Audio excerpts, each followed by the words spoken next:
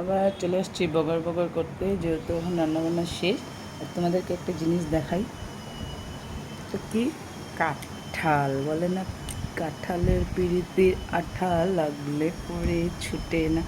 তো ওইটাই, এখন আমি বসে গেছি কাঁঠাল খেতে।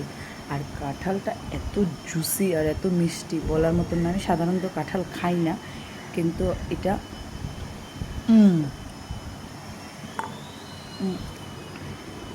জাস্ট বাও, এত টেস্টি আর এত মিষ্টি। কাঁঠালটা যখন আমি কিনেছিলাম 100 টাকা নিয়েছিল, তখন কাঁঠাল আলুটা বহুত গালাগালি দিয়েছি। হ্যাঁ, 100 টাকা কাঁঠাল কী করি, এত নিকি আরও কম করো। লোকটা কমাইনি, 100 রুপিস নিয়েছে। কিন্তু এখন খাওয়ার পরে বলছে 100 রুপিস নিলেও কম নিয়েছে, কেন কি কাঁঠালটা খুবই মিষ্টি আর খুবই ভালো। তো আমাদের বাউন্ডারিতে যারা যারা ছিল সবাইকে তো ভাগিয়ে দিয়েছি। আর এখানে আমি এখন কয়েকটা নিয়ে বসে গেছি।